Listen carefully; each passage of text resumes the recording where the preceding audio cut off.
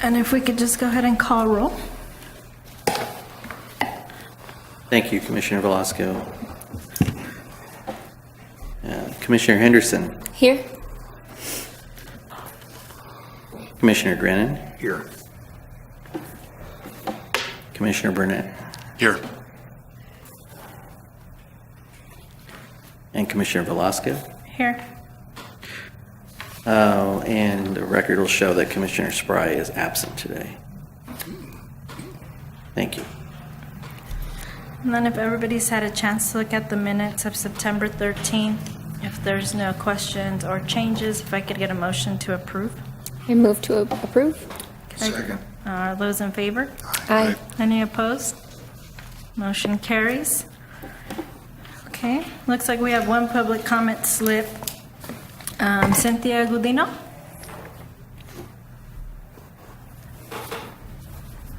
Hello, everyone. My name is Cynthia Gudino. Everybody may know me with One Community Action Coalition. I'm the soccer liaison for them.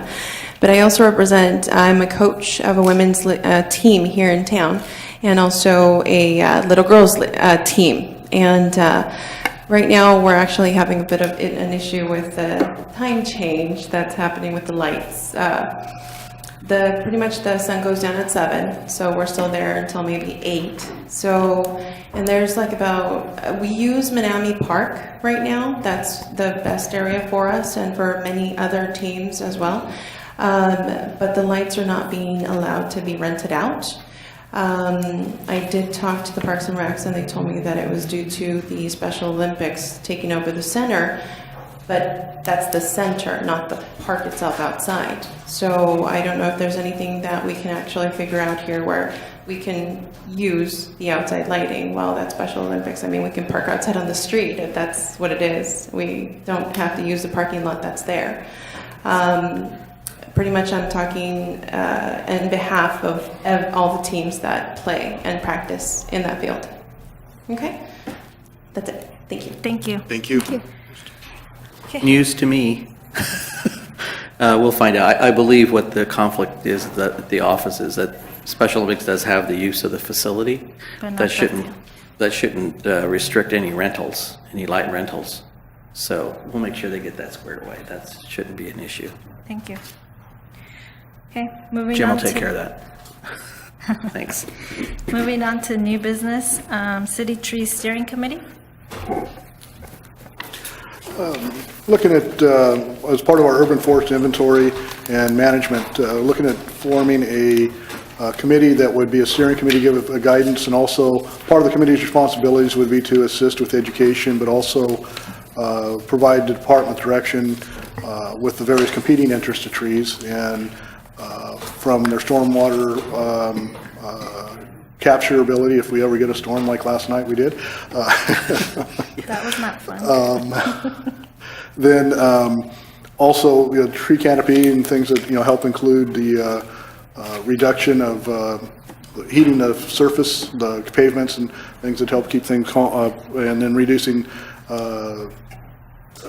the heat in houses if they're covered, those type of things. And then also the type of tree species and standards for trimming and those type of things. So it's the next step in our management plan. A lot of cities do have a urban forest management plan. We do have one. I think it was done in about 1978, 79. So it's definitely in need of updating. And then also with the steering committee, when we apply for grants, a lot of them now are requiring that you have a steering committee. In the past, we have used the commission as steering committee, and that is no longer being an acceptable method when applying for some of these grants out there. So just kind of want to bring the concept to you. On the second page, there's a list of some potential members. We're probably looking at anywhere from 4 to 6, 4 to 7 people, but representing the various interests of trees too. So have these people already been contacted? No. Oh, Just potential, so Gail would probably get taken off this list? Gail Pratt? Probably, Okay. yes. I think one of the other things that would be considered here is to have the commissioners go ahead and look at your commission committees and see if there's commissioners that would like, maybe we can incorporate it into a committee, and then when we meet specifically on tree issues, then we would invite people that we've asked to be on that. The other thing that we're reviewing right now is an update to the urban forest ordinance, which is our laws related to trees. And so that would be something this group would look at, comment on. We're using a model out of city of Sacramento or Stockton, Sacramento, who just recently updated their ordinance. So we'd like to bounce that out to members of the community who have an interest in trees and kind of see what they think. It would be a complete rewrite of the ordinance. We'd basically junk the ordinance that exists today, which is probably was created in the 90s sometime, and then come back with a whole new ordinance that has a whole series of protections and definitions and associated with the new urban forests.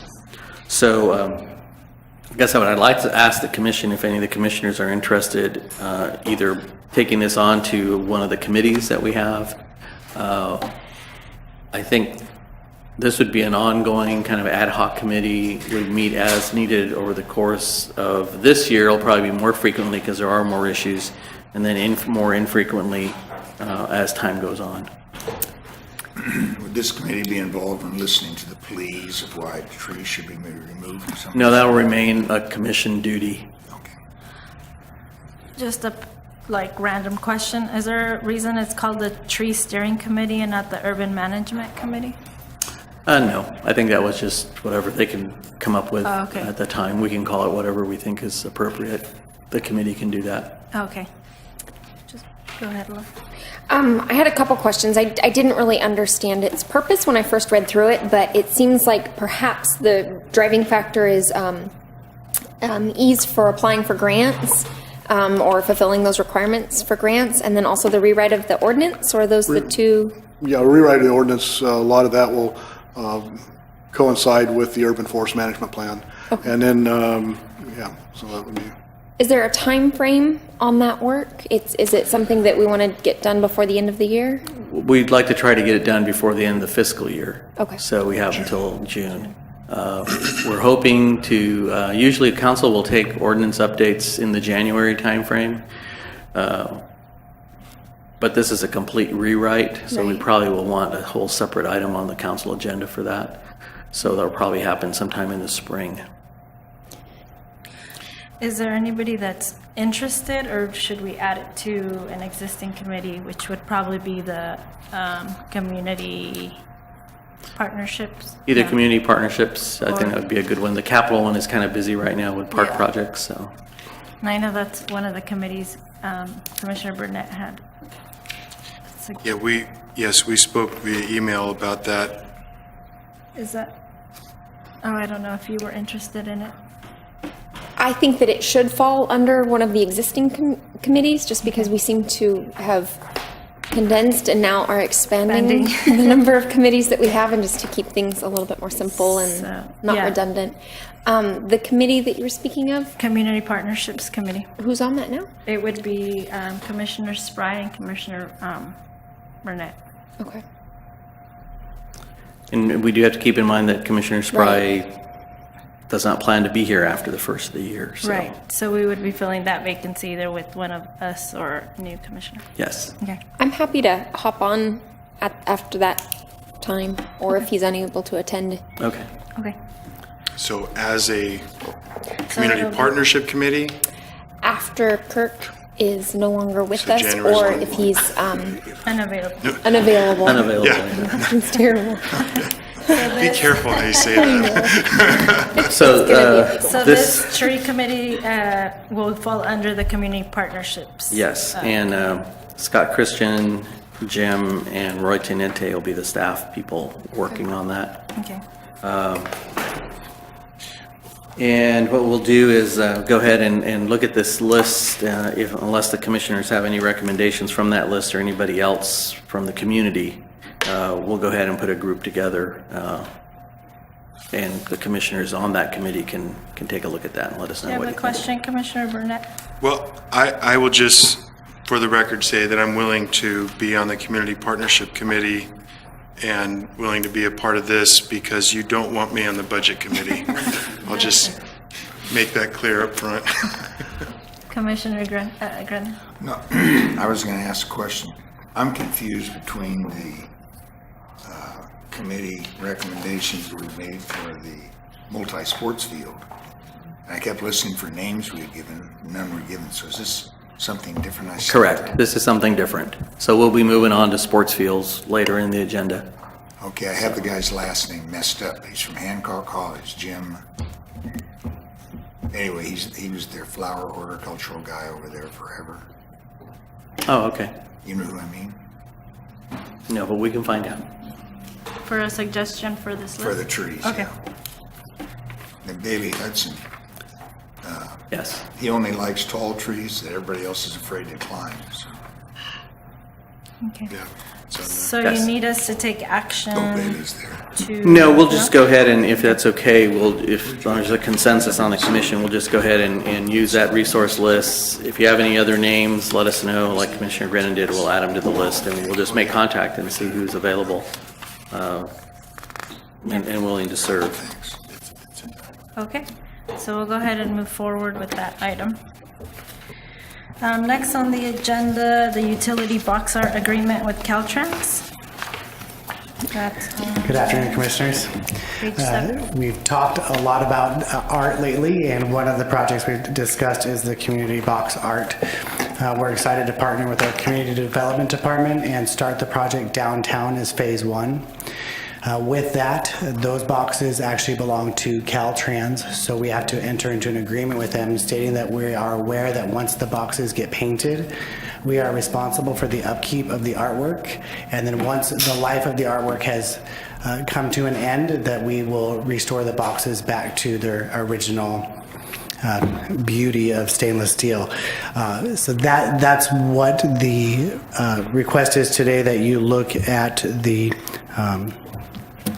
agenda report and then the resolution and pass that today, stating that you're aware that we're entering into this agreement with Caltrans. I have a question. You said we'd be restoring them to stainless steel. What's the time frame on restoring them back? Each box has a lifespan right now, according to the test studies of the other cities, of more than 5 years. So it is quite a good return on our investment. The time frame to remove the paint is a couple of hours, up to 8 hours, probably 8 to 10 hours to remove all that paint and sanding it off. We would sand off the first layer, which is the UV protectant and graffiti coat, and then we could use chemicals to remove the rest. So say we wanted to repaint them after those 5 years? Right, am I getting feedback?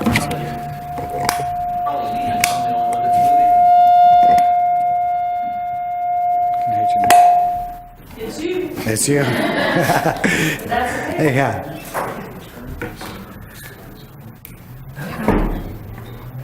I have some questions. Yes, please. Hold on, I wasn't done. Oh, Sorry, it's okay. saw an opportunity to jump. No, I was saying, like, say after 5 years, we wanted to repaint the box, would we have to do another agreement with? The answer is no. Okay. We most likely would, just to Okay. renew our commitment and partnership with Caltrans to make sure that we're all on the same page. When there's new art proposed, they like to be part of the process as well.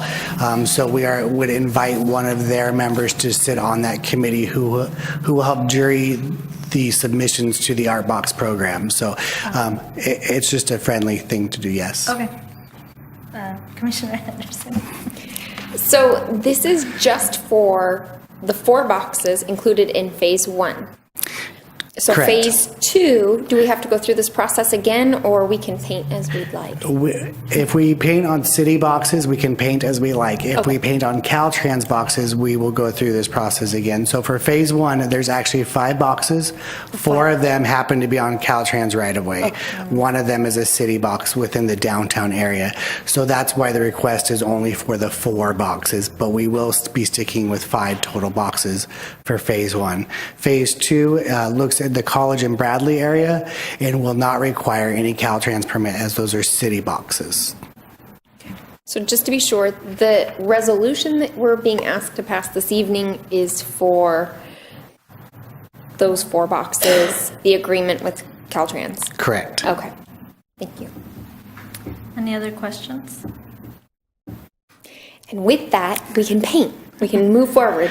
It is a process where yes, not immediately. The process will take a little bit longer working with Caltrans, but absolutely, we're really shooting for early in the year. It's gotten pushed back a couple of times, but with this new partnership, it's also really exciting as they'll help advertise the program and really publicize it for future as well. They've done this program, Caltrans has, with many, many cities, and so they've got it down to a real science and have provided me a nice 3.5-page checklist to make sure that we follow all the rules and regulations. So we will get moving, and the funders who originally donated toward the program are really excited that the project will be starting downtown. It's a really good bang for our buck, as we'll be able to promote them where it's very visible, and then also help the downtown specific plan as well. Will this be open to people outside of Santa Maria? It'll be Santa Barbara County is the restriction. Because I was going to suggest if we would consider whoever does the painting lives here, because your painting will stay unmolested much longer. The people who are involved live here. How many remember the painting out on West Main up on the border? It was a Indian maiden up on the wall, on a brick wall. That was there forever. And a kid I had in the 6th grade was in charge of that when he was in high school, and they painted it. It was never touched. Just got old and she fell off the wall. But I'd suggest that if we can, get them to do the painting. I don't know how they're so successful in Lompoc. I mean, they have very little graffiti with all the murals and stuff they have out there. It's that frog goop, right? The frog juice. Frog juice. Yes. It's what? The frog juice, it's like the protective coat. Oh, Okay. So if we need a motion to approve, if there's no more questions? No? Okay. So a motion to approve resolution number 2016-03. I'll second that. I think bringing it forward is a motion, isn't it? I don't know. If somebody else could bring it forward, just so that I don't bring it forward. And then Mr. Brendan, you'll Second. All those in favor? Aye. Any opposed? Motion carries. Do we need to read the resolution? Only by title. Okay, so a resolution of the Recreation and Parks Commission of the City of Santa Maria, California, approving 4 traffic controller art box murals in the downtown area on Highway 135 Broadway Street and also on Highway 166 Main Street has been approved. Okay.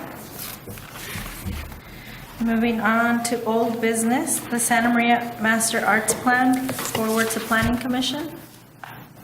Yes, Commissioners, you've all read the Master Art Plan. We've had ample opportunity for public input. We've held private meetings with key stakeholders in the art community and had a great community meeting. We'd like the opportunity now, with your approval, to move it to the ComDev Planning Commission for their review and comments. I'll move that to the Planning Commission. Oh, second. We're moving it forward, is that what you? To the Planning Commission. All those in favor? Aye. Any opposed? Motion carries. Thank you. And then old business B, commercial activity and concession permit forward to City Council. You've We're read the. scratching that? No. Yes. I'm pretty sure we planned it because I'm going on vacation tomorrow. So we've got all of this in this one meeting. You've had the opportunity to read the concession permit procedure, process, and fees. We have had the opportunity to discuss it and was given direction on questions and concerns, which I believe we were all answered. And at this point, we'd like to move forward, taking that permit process to City Council for approval. I actually have one question. Please. I don't know if we asked it last time. I didn't have a note. Will vendors be required to submit liability insurance? Yes. Okay. That was it. It's a $500,000 minimum liability policy. Okay. And this is something that we can look at again, maybe in a year, see how it goes, see problems that arise. Is it one and done, or can we see how it goes and see if there are any issues that we didn't foresee? We can certainly look at it anytime. We're not proposing a sunset on this. We're really just, if you want to bring it back, we can certainly put that in the minutes that we wanted to come back, and then we can bring it back and take a look at it, see how it's gone. I just recall we had a lot of questions and they were answered, and I do feel comfortable with it, but it's one of those things that, you know, sometimes you think about later and, well, what about, you know? Sure. I don't think Commissioner Burnett was here when we discussed this. Could we give him a brief overview, because it's from the August 9th meeting? And Absolutely. You're welcome. I see.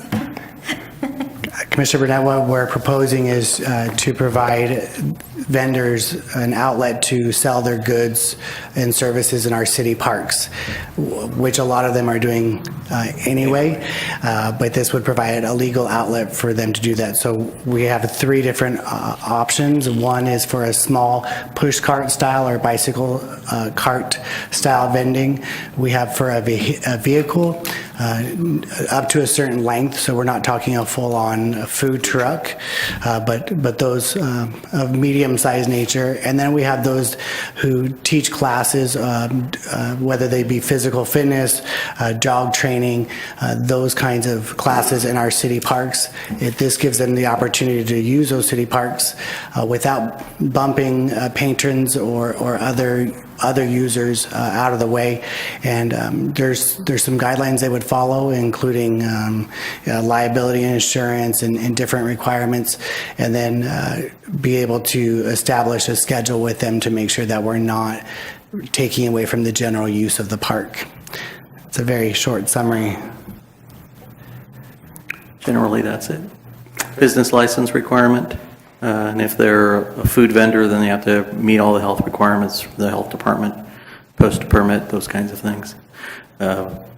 We have received complaints about instructional type classes taking over space in some of the parks and people not being able to use the park at their leisure because there's a class going on there. So we're trying to address that. Good. The other question I had, is there going to be an application fee? There's a permit fee, but not an application fee. Okay. Do you have any questions? Yeah, if we can go like, we would just need a motion since it'll go to the council anyway, but if we have a motion to advance that to the council, that would be appreciated. Can we get a motion? I move to send it to council. Yeah, so we'll be advancing the commercial activities and concession permit program. Can I So get a moved. second? Can I get a I won't second? repeat it. Just a point of order, if I abstain from this, that won't cause it not to pass, correct? Correct. No. I think I can abstain. Okay. Did I have a second? Okay. So all those in favor? All right. Aye. All those opposed? Any abstentions? Okay. Thank you. All right. Okay. Moving forward to item 7, informational reports, budget update. I'm going to actually shift gears on that one because for some reason I don't see the, I guess that's under reports of commission, so never mind. We'll wait till number 8. Okay. Budget update, you have the September budget update. Teresa's prepared that for you to take a look at. Teresa, anything you want to hit on that? No, we're 1/10% under budget, so that's about as good as it gets. We'll see if we can sustain that. Staff has always been very judicious with public funds. Thank you, Teresa. Any questions on the budget? No? Okay. Noteworthy activities. You have your report for September in the packet. Any comments or questions? No? Good. The normal accolades, you people put out so much for the people in this community. Just walking through the Autumn Art thing, I just don't know how you guys get that all organized. It was, people were hiring kites, everything was going great, so it was really neat. Good job. We have very quality staff and good leadership. I bet you do. All right. No, do you have a question? Is this the point where we just comment? Or is that That's on 8. okay? We're commenting right now in our packets on page, 11, 14. yes. So we'll go to 7C, which is Recreation Parks Department goals. So we provided you the 2016-17 goals that we submitted to the city manager's office for the year. They usually try to get us to do anywhere between 8 to 10 goals. We usually try to push the 10. I won't say they're repetitive, but because of the nature of the kinds of things that we do, some things remain on the list, year after year. Number one, however, is the development of a comprehensive action plan to address the critical lack of sports fields and identify potential sites, funding sources, construction and operational costs for a soccer complex, as well as operational models and economic impacts to present to you this winter, which kind of leads us into the next section in number 8. But just to let you know, is our number one goal. Not that they're necessarily in priority order, but certainly I think this one is. Number 2, as you can read there, is implementation of the Community Leisure Assessment Action Plan, which we've been doing over the last few years.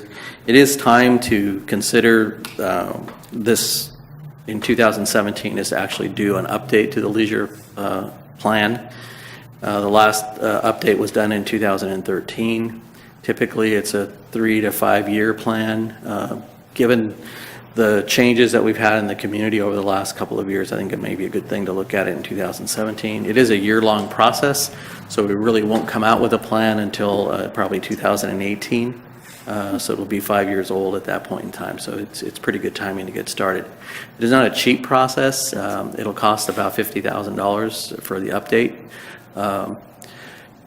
Is that in this year's budget? No, we would have to, Teresa and I actually will be working on the capital projects budget, so it may be something we can fund in the capital projects budget that will be going to the council next month, I believe it is, in the quarterly update. We are looking at water conservation. We're moving ahead with that. With the new Enos Ranchos project going on, we're looking at an entirely different irrigation system than we currently have. It's a cloud-based system. For those of you that are the tech people, you know that it's up there somewhere. I don't know where it is exactly. But what that will allow us to do is manage the system, which will cover, I won't forget what the total acreage is out there, but several hundred acres, or a couple of hundred acres for the entire Enos project. A lot of public landscaping, the park will all be managed through this new irrigation system to keep control of water. Continue to seek grants, which is something we always do, provide an organizational atmosphere that fosters partnerships with the schools. Continue to work with the nonprofits, schools, and health agencies to try to address family needs in the community, which the Recreation Division staff do a great job working with groups like that.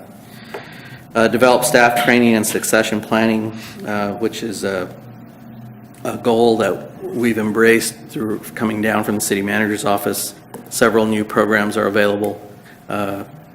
Several leadership academies are being offered to our staff. There's opportunities for them to join a city chapter of the Toastmasters organization so they can learn public speaking better, and that's handled during the lunch hour so employees can go and participate in that. Just a number of those kinds of things being offered to our employees. Renovation of landscaping is an ongoing thing. That's just like at your house. We just happen to have several hundred acres of it to have to do every year, so we're continuing to work on that. And work cooperatively with the other city departments in addressing citywide issues and concerns, like youth violence, us being a member of that team in the city to try to organize that, deal with issues such as homelessness and other things that are citywide issues that we deal with. So those are our goals for the year. They're broad, and we do try and define them down. And we asked our staff to kind of take a look at these, kind of come back to them and use them as a guide when they're planning their programs and events. And again, our rec division pays a lot of attention to those things when they plan their community-wide events. And Parks uses it for what kind of maintenance levels we look at different facilities. So that concludes that goal. Alex, you might have mentioned it, as I was listening, I thought I heard you say it, but I can't see it here. You yourself have programs, not programs, but movement within your department that you prepare people for other jobs within the department. I don't know if the city does that or they just, oh, new opening, everybody come run, stand in line if you want it. Yours, you train people so that they can go into these new positions and take them on. Is that anything that is? Well, what we have tried to do, and I think the other departments have done it too, and so citywide, is to create more opportunities in positions that are lead-up positions. You know, we used to pretty much go from part-time program person to full-time supervisor, and that was it. There was nothing in between. Now we have classifications: recreation coordinator, recreation technician, recreation supervisor. We have facility specialists.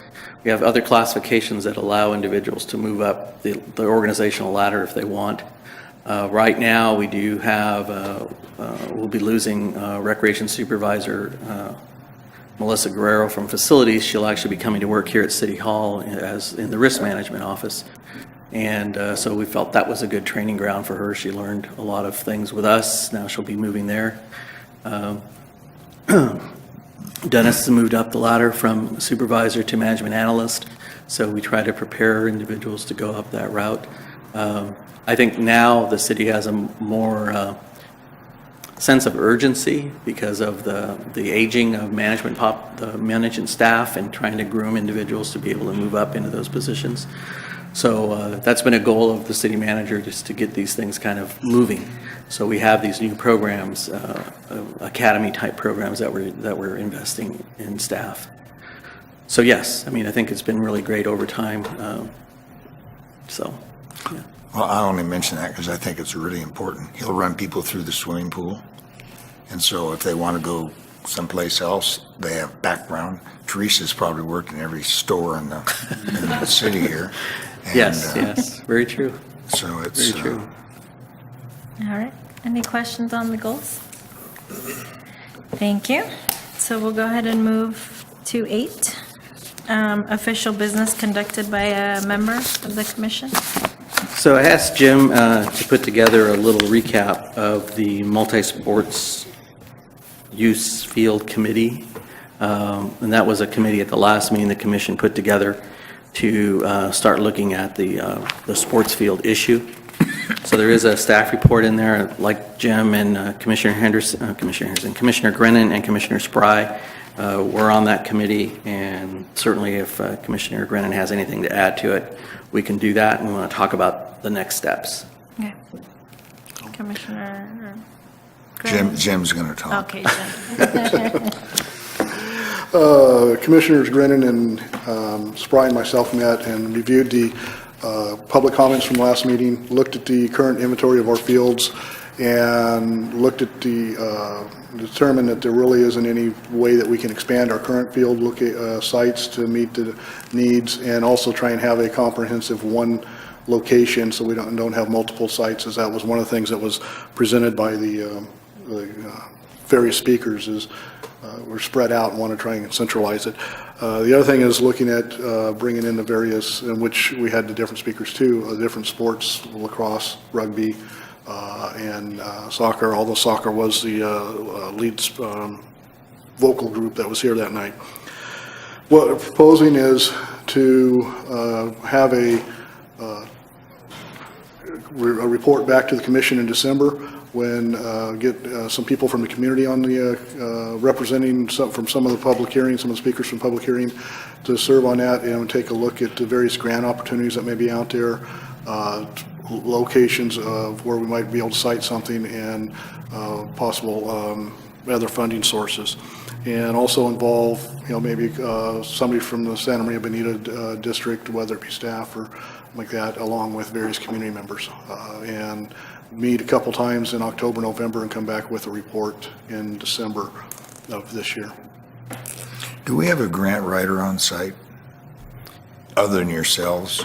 No, the grants are written by staff, in particular, marketing and development. Cindy Hoskins and her staff pretty much handle the grant writing. When Dennis was in that role, he handled that, and he still does a few of those, and then Teresa does some of our other proposals. So I guess what we're looking at here is we got the information off the last meeting. We try to create a body of information.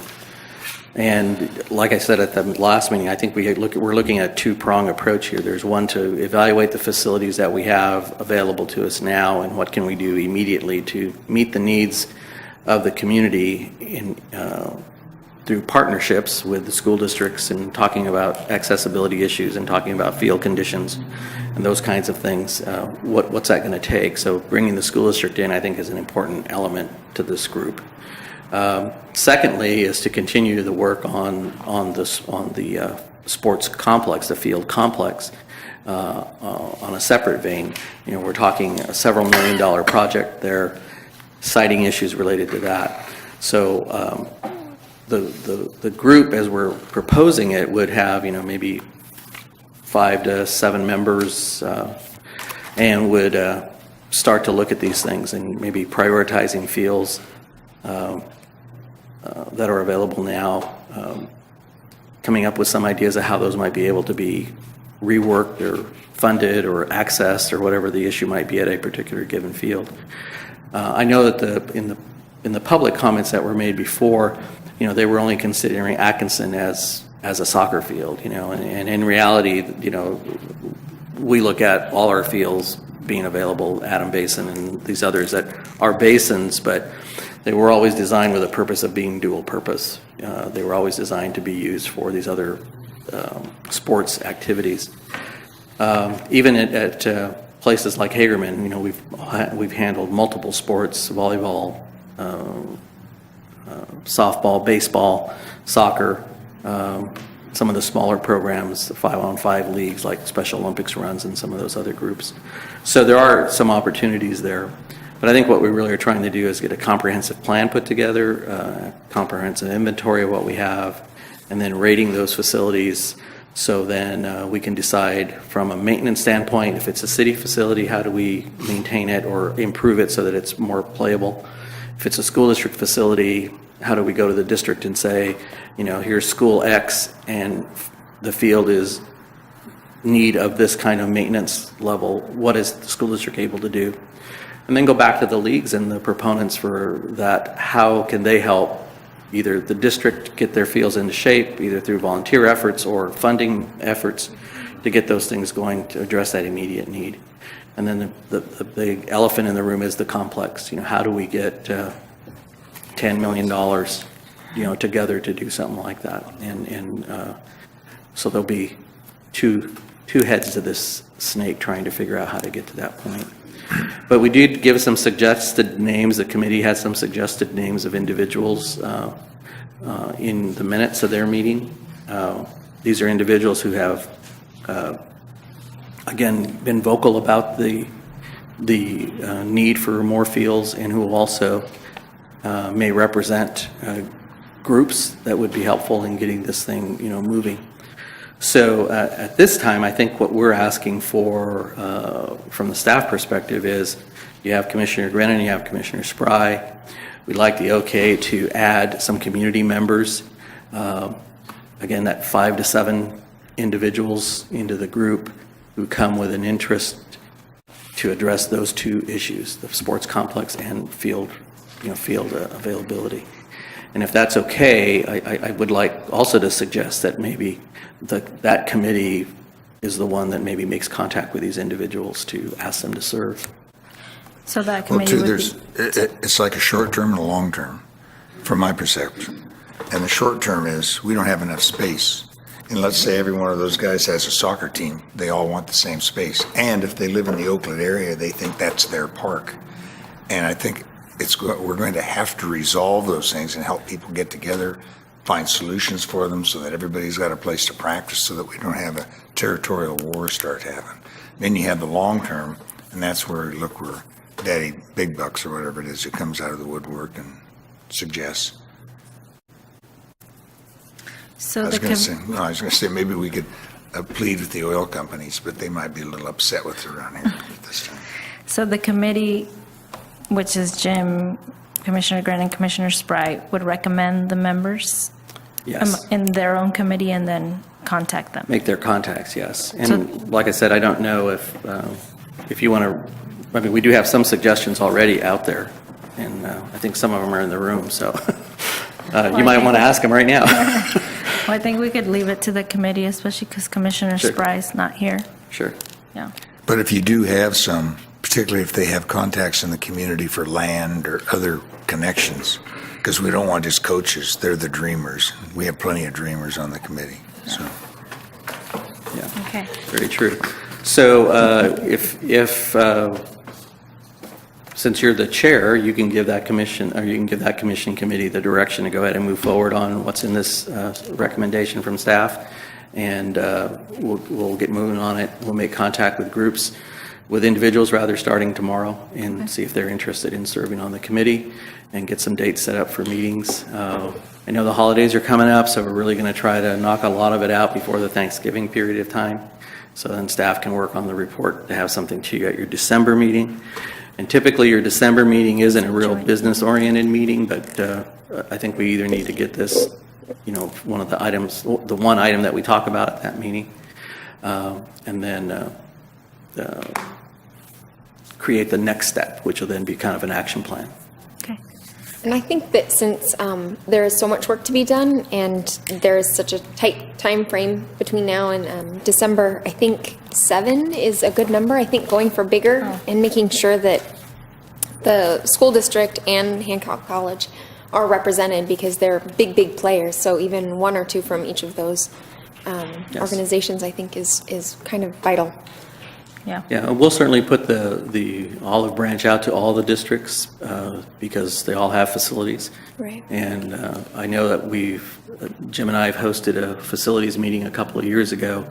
And our goal at that time was to try to get everybody to agree to like a common facility use application, so that, if we weren't able to accommodate somebody, we could fax or email the application we got at our facility to the district and say, hey, do you have any place this group can go to? That never really panned out. There was a lot of resistance to doing things like that. But I think that's the kind of creativeness we're going to need to have to access facilities, more freely. Yeah. So, okay. So I'll go ahead and give the direction for the Multi-Sports Use Field Committee to go ahead and contact suggested committee members and to begin work to report back in December. Okay. And if we have any suggestions, year? give them to this year. Yes. Yes. Yeah, any suggestions, yes, to get them to Jim or to Commissioner Grant or Commissioner Spry. Yes, that'd be great. Well, I think you're right about 7. If you can get 7 who attend, Right. Right. rather than 14 and they come and go, then 14's too big, Yeah. 7's. And we will keep you updated at the next commission meeting as to where the group is, maybe even in our notes that we send out, because I think there's 2 notes a month that get sent out, so we can give you updates as to where the committee is. Okay. We Thank you. attended, I think, Commissioner Grennan, I think Commissioner Velasco, and I attended a Slow Capra event, I think in Atascadero, where the focus, maybe it was Gail, Yeah. on naming, using big names to garner funds for facilities and complexes. Do you recall? for money, So they had the big, like PepsiCo and things like that. But in communities, people are doing this to get the funding. Is that something that the department's looked at? Yes, and we'll look at it again and continue to look at it, because we do have sponsorship opportunities. We've not gone, to a specific complex and done that yet, but all the advertising signs and things that you see at our sports facilities are all run through Play. And so that's where the marketing component of it comes through. And I will say that we've probably not been the greatest on getting those things up and renewed every year. there's always something else that's going on, so those kind of fall by the wayside. But that's something we could certainly do, especially if we're looking at a large complex of fields to lend a name to that. License basically is what we're doing, is Right. licensing a name to use on those fields. Okay. So any reports of community interest or business conducted? So if you had a comment or questions. So we get to talk about what we did this summer, this last month? Yes. I'm new, in case you guys haven't figured that out. I'm brand new at this. I had a great month. I got to take part in 3 different things. I got to go with Teresa and Jim, and we toured all the majority of the park facilities here, and I just again applaud what they do, and I'm really excited about the after-school programs and all the things we do. I also got to serve at the City Employees Barbecue, and for the record, I'm willing to eat anything that people prepare, as long as it doesn't include shrimp or mayonnaise. And that was great. And the Autumn's Arts Festival, I wanted to echo. I got to go buy my daughter a little thing there, and it was a lot of fun. So thank you once again for all that you do, and I am starting to be a part of. Yeah, thank you. Glad you're here. Commissioner Gardner and I attended Special Olympics on Saturday, and that was awesome. It was hot, but the athletes were so excited and just pumped to participate, so that was really cool. That is one happy group of people. Yeah. And we did have a lot of athletes come in from outside of the area, Right. which is new. I think we had Orange County, Southeast LA, Kern. Kern usually Kern. comes. But it was a That was good a long group. way. I think we were close to 500 athletes Mm-hmm. for softball, 5-on-5 soccer, Volleyball. tennis, and volleyball. Yeah, that was awesome. All right. Well, We whoever don't- does the overall organization of that with the police, the Air Force, it is really something. Yeah. And they're all interactive. They just interact continually through the whole thing. It's really neat. Chosen people. If we don't have any more questions or comments, we'll adjourn. We'll adjourn to November 8th here at City Hall.